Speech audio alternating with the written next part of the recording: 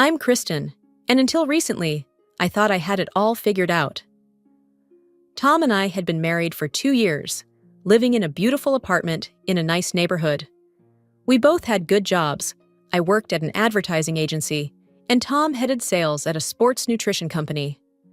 Our plan was simple: save for a house, then start a family.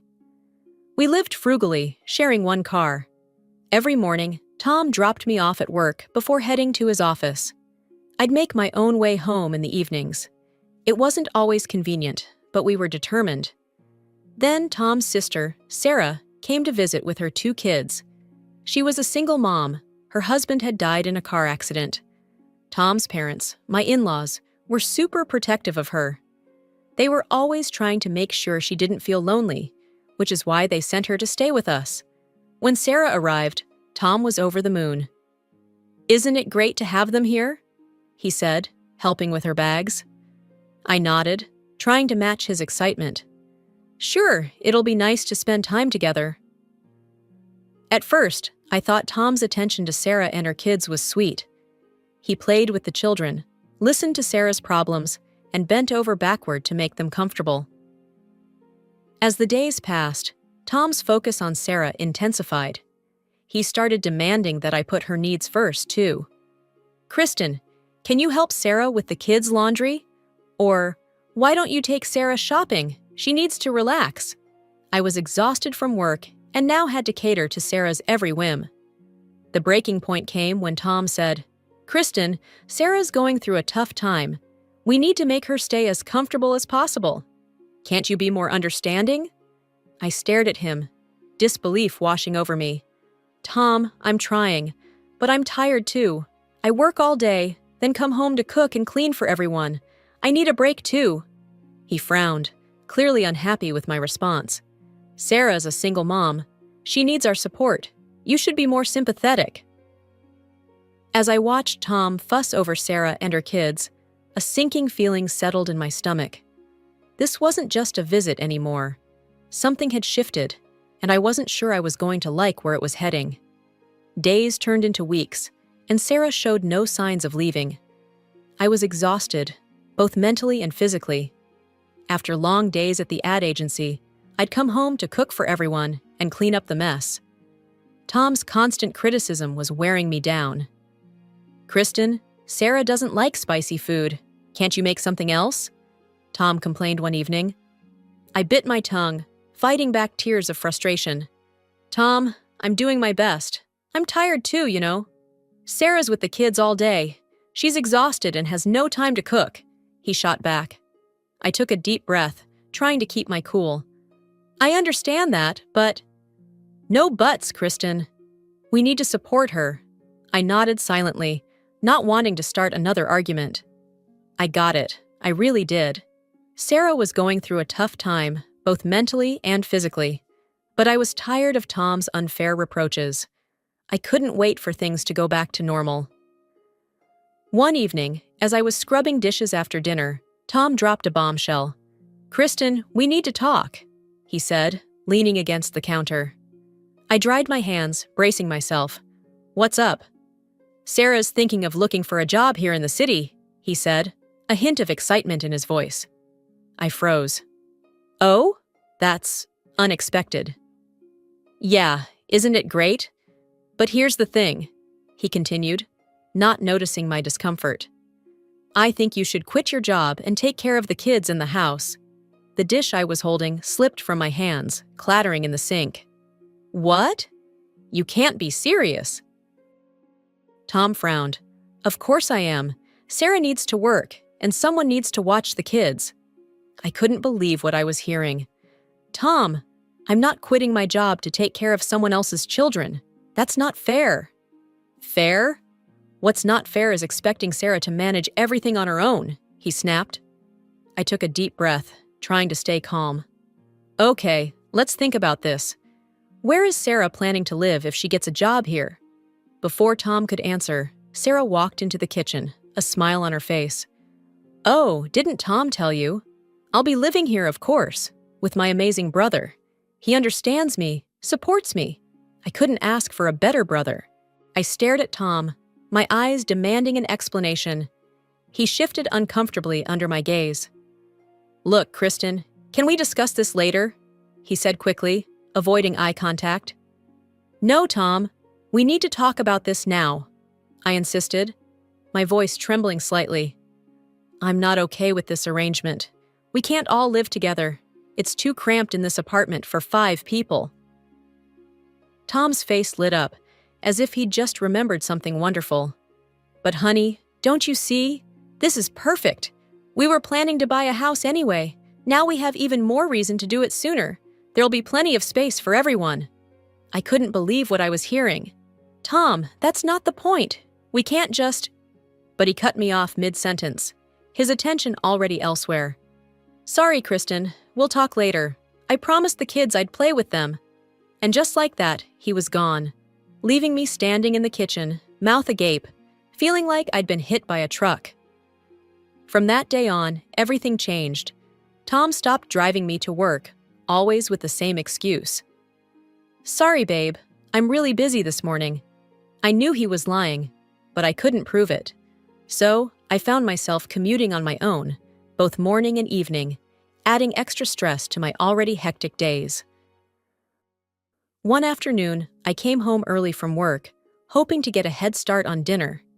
Instead, I walked into chaos.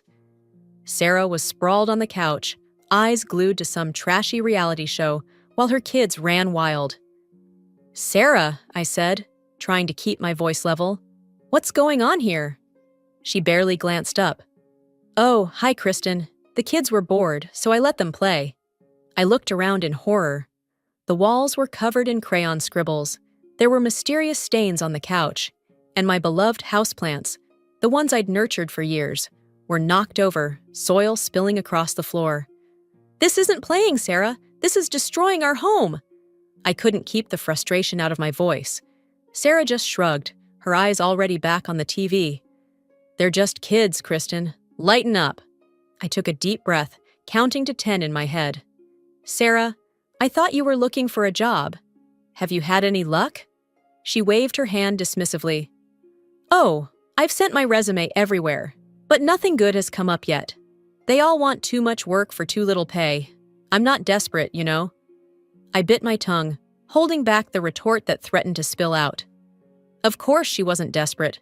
She had a free ride here, with Tom and me footing the bill and doing all the work. That night, as Tom and I got ready for bed, I tried one more time to talk sense into him. "Tom, we need to set some ground rules. Sarah can't just let the kids run wild like that, and she needs to start contributing to the household chores." Tom sighed, looking exasperated. "Kristin, Sarah's going through a tough time. Can't you cut her some slack?" "Slack? Tom, I've been cutting her slack for weeks. Our home is being destroyed. I'm doing all the work, and you're acting like I'm the unreasonable one here." "Keep your voice down," Tom hissed. "You'll wake everyone up. Look, I know it's not ideal, but it's family. We have to stick together." As I lay in bed that night, listening to Tom's soft snores, I couldn't help but wonder, when did I stop being part of this family? And more importantly, how much longer could I keep living like this? As days turned into weeks, the situation at home only worsened. Tom seemed oblivious to the chaos his sister and her kids were creating. Whenever I tried to establish some order or ask the kids to clean up after themselves, Sarah would run to Tom with complaints. "Tom," I overheard her one evening, her voice dripping with fake concern. "I don't think Kristin likes the children. She's always yelling at them, forcing them to clean. They're just kids, you know?" I waited for Tom to defend me, to point out that basic tidiness wasn't child abuse. Instead, I heard him sigh heavily. "I'm sorry, Sarah. I'll talk to her." That night, Tom confronted me in our bedroom. "Look at this place, Kristin. It's a mess. If you can't keep it clean with the kids here, maybe—" "Maybe what, Tom?" I challenged, already knowing where this was going. "Maybe you should consider quitting your job. If you were home full-time, you could keep the house in order without putting so much pressure on the kids." I laughed bitterly. "So now it's child labor to ask kids to clean up after themselves?" "Tom, do you hear yourself?" But he wasn't listening. He'd been pushing this agenda for weeks now, and I was exhausted from fighting it. "You know what, Tom?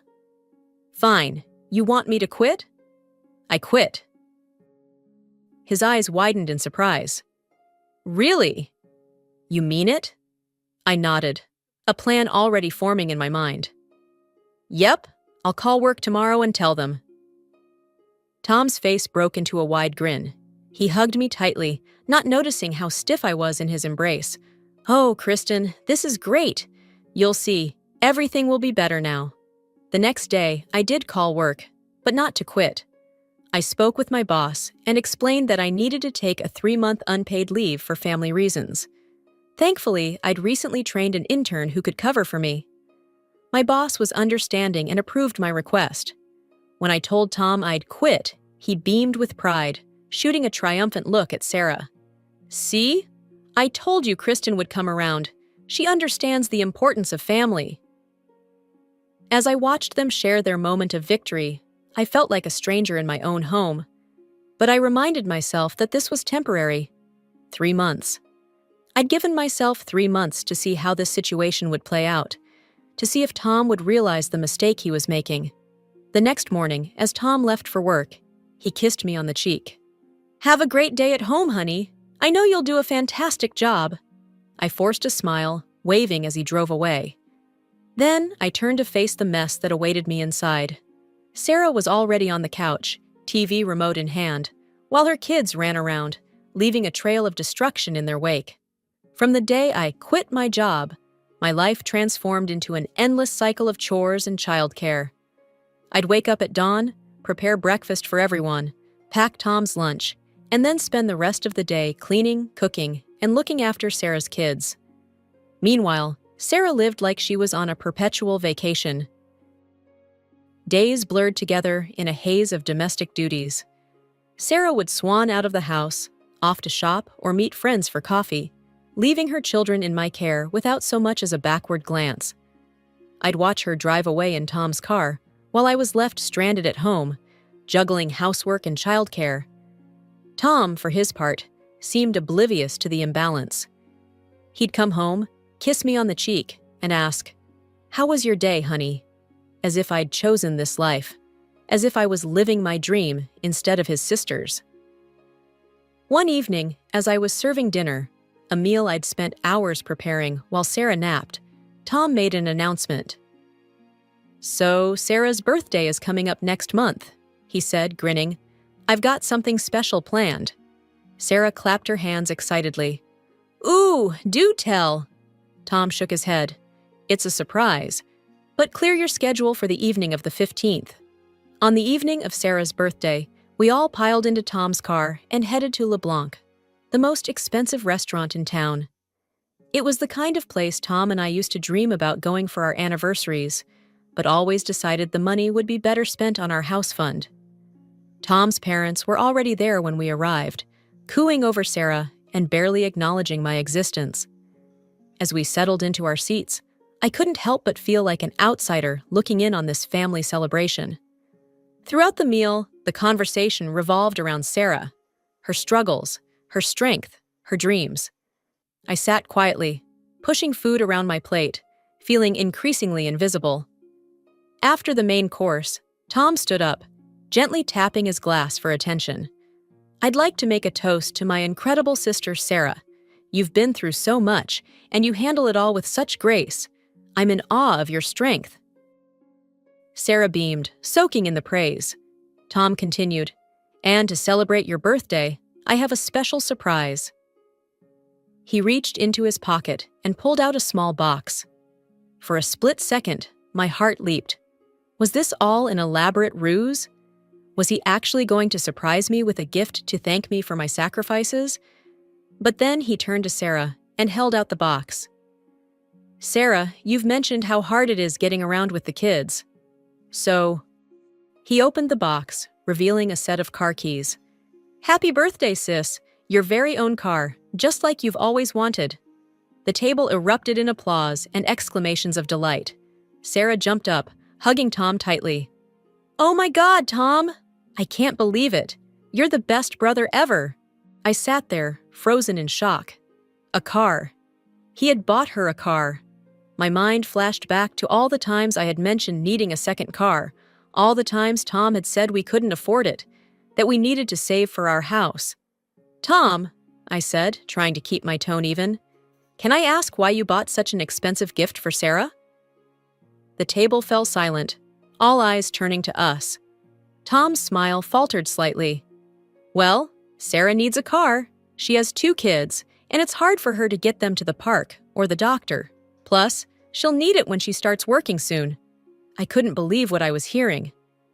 "And what about me? I've been asking for a second car for months." Tom's expression hardened. "You're at home all day, Kristin. You don't need a car." The injustice of it all hit me like a physical blow. "How much did this car cost, Tom?" He shifted uncomfortably in his seat. $20,000. The room started to spin. $20,000? Where did you get that kind of money? Tom cleared his throat. "I took it from our joint account, but don't worry, I'll put it back as soon as I get my bonus at work." Something inside me snapped. "You took our savings without even discussing it with me? That was our house fund, Tom. I want you to return that money right now." "Kristin," Tom's mother gasped, "how can you be so selfish? Your sister-in-law needs this car." But I was beyond caring about their opinions. Years of frustration poured out of me. "Selfish? I've given up everything for this family. My job, my dreams, my identity." Tom's face was red with anger. "If you're going to be so greedy and inflexible, fine. I'll take out a loan and put the money back in our account. Happy now?" "No!" I shouted, beyond caring about the scene we were causing. "I don't want you taking out a loan. I want you to sell the car and put our savings back where they belong." Sarah, who had been unusually quiet, suddenly spoke up. "See, Tom? I told you she was controlling. She's trying to make you henpecked." Tom's parents nodded in agreement. "Kristin," his father said sternly, "you need to learn your place. Tom is the head of the household." I felt like I was drowning, surrounded by people who didn't see me as a person, just an accessory to their perfect family narrative. Tom stood up, his chair scraping loudly against the floor. "That's enough, Kristin. You've ruined everyone's evening with your behavior. Don't you know how to act in public?" Tears stung my eyes, but I refused to let them fall. I stood up, grabbing my purse. "I'm leaving." "Good!" Tom shouted, no longer caring about the other restaurant patrons staring at us. "Get out!" "You ungrateful freeloader. I'm the one who earns the money in this family, and you should be obeying me. Maybe if you got a job, you'd have a right to an opinion." His words hit me like physical blows. I wanted to scream that I hadn't actually quit my job, that I was on leave, but the words stuck in my throat. What was the point? They'd already made up their minds about who I was. As I walked out of the restaurant, I could hear Tom continuing his tirade. "She lives off my hard work and then has the audacity to question my decisions. Can you believe it?" The cool night air hit my face as I stepped outside, tears finally spilling over. I had never felt so humiliated, so angry, so done. I arrived at our apartment, my hands shaking as I fumbled with the keys. The nanny looked up in surprise as I burst in, tear-stained and disheveled. I went to our bedroom and pulled out my suitcase. With mechanical movements, I began packing my clothes, toiletries, and a few precious mementos. I left a note for Tom, brief and to the point. "I'm staying at a hotel. Don't try to contact me." The hotel room was small and impersonal, but it felt like a sanctuary. For the first time in months, I could breathe without feeling the weight of expectations and disappointment crushing me. Sleep eluded me that night. I tossed and turned, replaying the evening's events in my mind. By morning, I knew what I had to do. As soon as the law offices opened, I made an appointment with a divorce attorney. Sarah Garcia came highly recommended, known for her fair but firm approach. "Mrs. Johnson," she said, shaking my hand, "tell me what brings you here today." I poured out my story, the gradual erosion of my marriage, the financial betrayal, the public humiliation. Sarah listened attentively, taking notes. Based on what you've told me, she said when I finished, you have a strong case for divorce. Your husband's actions with the joint account are particularly concerning. Let's draft the initial paperwork. Over the next few days, I threw myself into creating a new life. I found a small apartment, not far from my office. I called my boss and explained the situation, asking to end my leave early. She was understanding and welcomed me back with open arms. As I settled into my new routine, I hoped for an amicable divorce. I wasn't out for revenge, I just wanted what was fair. I suggested mediation to Tom, thinking it would be the quickest and least painful way to end things. I'm not asking for much, I told him during our first session. Just return the money you spent on Sarah's car, and we'll split the remaining joint account 50-50. Tom scoffed. Return the money? That car was a gift to my sister. You're being ridiculous. The mediator tried to intervene, but it was clear Tom wasn't budging. After 3 fruitless sessions, I realized we'd have to go to court. The next few months were a blur of legal meetings, paperwork, and court appearances. Tom fought me every step of the way, painting me as a gold digger trying to rob his poor sister of her much-needed vehicle. Finally, after what felt like an eternity, the judge made her ruling. The court finds that Mr. Johnson's use of joint funds to purchase a vehicle for his sister, without the consent of his spouse, was illegal.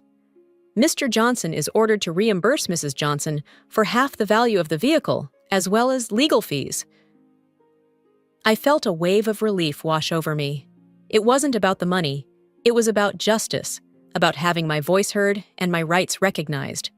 Tom's face was a mask of fury as we left the courthouse. I hope you're happy, he spat. You've gotten your pound of flesh, you greedy, petty woman.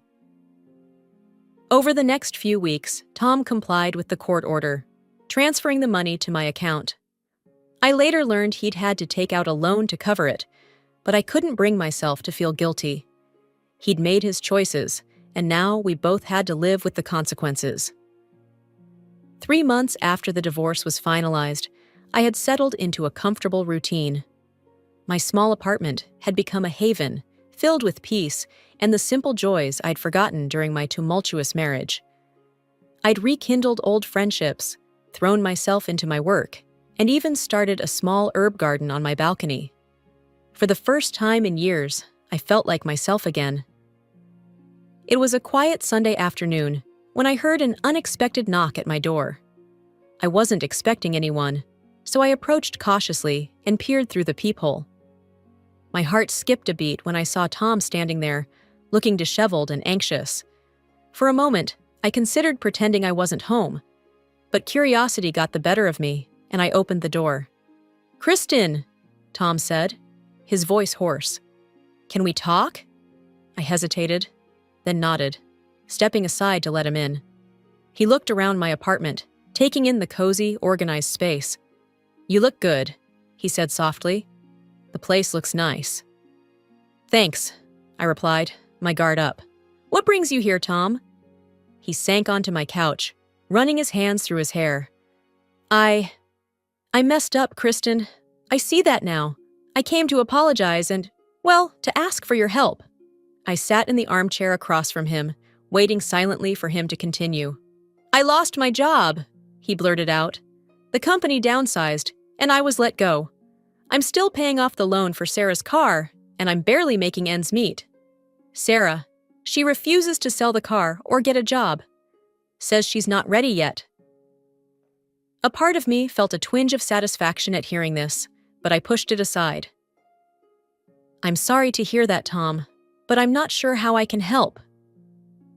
He looked up at me, his eyes pleading. "The apartment is a disaster. Sarah doesn't clean, and the kids are out of control. The landlord's threatening to evict us because of the noise and mess. I realize now that you were right about everything. Sarah's not just going through a rough patch, she's taking advantage. And I let her." I sat there, taking in his words. The vindication I felt was bittersweet. Yes, I had been right. But at what cost? "Kristin," Tom continued, his voice breaking, "I know I don't deserve it, but I was hoping maybe we could start over." I've learned my lesson. I miss you, miss us. Maybe with your help, we could fix things. For a moment, I was transported back to the early days of our marriage. The love, the dreams we shared, the future we'd planned together. But then I remembered the betrayal, the humiliation, the months of feeling invisible and unvalued. I took a deep breath. Tom, I appreciate your apology, and I'm sorry you're going through a tough time. But I can't go back. His face fell. But Kristin, I've changed. I see things clearly now. I shook my head gently. The thing is, Tom, I've changed too. These past few months have shown me what I'm capable of, what I deserve. If you betrayed me once, who's to say you wouldn't do it again when things get tough? I wouldn't, he insisted. I've learned my lesson. Maybe you have, I conceded, but that doesn't change the fact that I'm happier now. I've found freedom in being on my own, in making my own choices without having to consider a partner who doesn't value my input. Tom's shoulders slumped. So that's it? There's no chance for us? I stood up, signaling the end of our conversation. I think it's best if you go, Tom. I truly hope things get better for you, but I'm not the solution to your problems. You need to stand on your own 2 feet and make your own choices. He nodded slowly, getting to his feet. At the door, he turned to me one last time. I really am sorry, Kristin, for everything. I know, I said softly. Goodbye, Tom. As I closed the door behind him, I leaned against it, letting out a long breath. A mix of emotions swirled within me. Sadness for the dreams we'd once shared, a touch of schadenfreude at Tom's comeuppance, but most of all, an overwhelming sense of relief and freedom.